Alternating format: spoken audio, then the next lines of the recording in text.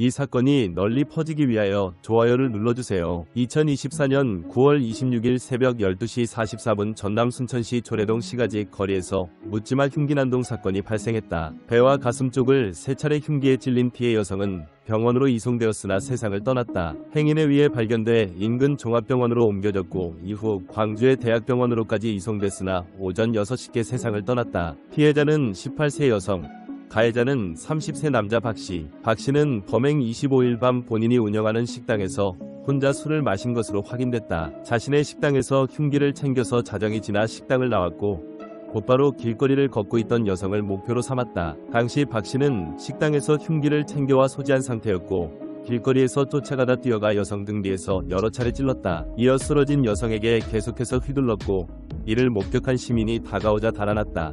여성은 크게 다쳐 병원으로 이송됐으나 세상을 떠났다. 퀵 배송기사 목격자는 아가씨가 비명 지르길래 난 말리려고 쫓아왔다. 그런데 남자가 도망가 버리더라. 아가씨, 저 남자 알아요? 라고 물어보니까 모르는 사람이라 그러더라. 아가씨가 저 좀 살려주세요 그러고 의식을 잃어버렸다고 말했다. 박씨는 그는 범행 후 인근 주차장에 흉기를 버렸으며 약 2시간 동안 1.5km 거리를 술에 취한 상태에서 배회하다가 추적 중인 경찰에 붙잡혔다. 박씨는 오전 3시쯤 인근에서 행인과 시비가 붙었고 112 신고를 받고 출동한 경찰관이 그를 알아보고 긴급 체포했다. 경찰은 수색을 벌여 범행 장소에서 2km 떨어진 곳인 주차장에 버려진 흉기를 발견 수거했다. 박씨와 피해자는 범행 장소 인근에 거주하는 같은 동네 주민으로 확인됐다. 여성은 수능시험을 준비하고 있던 검정고시 수험생으로 당시 친구를 배웅하고 귀가 중이었던 것으로 알려졌다. 고교 1학년 때 자퇴한 여학생은 얼마 전 고졸 검정고시에 합격했다고 한다. 경찰은 박씨가 식당에서 나오자마자 발견한 여성을 쫓아가 범행한 점 등을 토대로 일면식도 없는 불특정 다수를 상대로 한 무차별 범행 가능성을 수사하고 있다. 경찰은 박씨에 대해 시효 등 혐의로 구속영장을 신청하고 정확한 경위를 조사하고 있다. 박씨는 당시 만취해 범행이 기억나지 않는다고 진술했다. 당시 정신상태를 확인하기 위해 약 검사를 했지만 음성이었다며 통화 내역 등을 확인해 박씨와 여성과의 관계 등을 조사할 계획이다 고 말했다. 경찰은 박씨와 피해자가 면식 관계인지 묻지마 범죄인지 정확한 사건 경위를 파악 중이다. 경찰은 박씨가 식당에서 나오자마자 발견한 여성을 쫓아간 점을 토대로 불특정 다수를 상대로 한 묻지마 범죄 가능성에 무게를 두고 수사 중인 것으로 전해졌다. 국과수에 부검을 의뢰했으며 부검 결과 등이 나오는 대로 구속영장을 신청할 방침이다.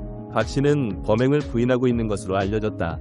경찰은 통신수사와 휴대폰 포렌식 등을 통해 자세한 범행 동기 등을 수사한다는 방침이다. 박씨는 당시 만취해 범행이 기억나지 않는다고 진술하며 심신미약을 주장 중이다. 결국 순천 흉기난동 남자의 정체가 밝혀졌다. 이름은 박대성 30세, 국대찜닭 순천점을 운영 중인 자영업자 사장님이다. 박대성은 경북 출신으로 순천으로 건너와 요식업에 종사하는 인물이다. 박대성은 왼쪽 귀밑과 왼팔에 매우 커다란 문신을 보유 중이며 전형적인 날라리 일진상이다. 박대성은 포메리안 강아지 2마리를 키운다. 박대성은 맥주 소주를 즐겨 마시며 음주 가물을 즐긴다. 눈빛이 매우 무섭게 생겼으며 정말 마주하기 싫은 얼굴상이다. 식당에 한 번 갔던 손님도 2번은 안 갈 듯하다. 즉 관상은 과학이다. 실제로 국대찜닭 순천점 해당 식당에는 폴리스 라인이 쳐져 있으며 가게 외부에 시민들이 계란을 던진 흔적도 있는 것으로 전해졌다. 박씨의 구속 전 피의자 신문 영장실질심사 는 9월 28일 광주지방법원 순천지원에서 열릴 예정이다.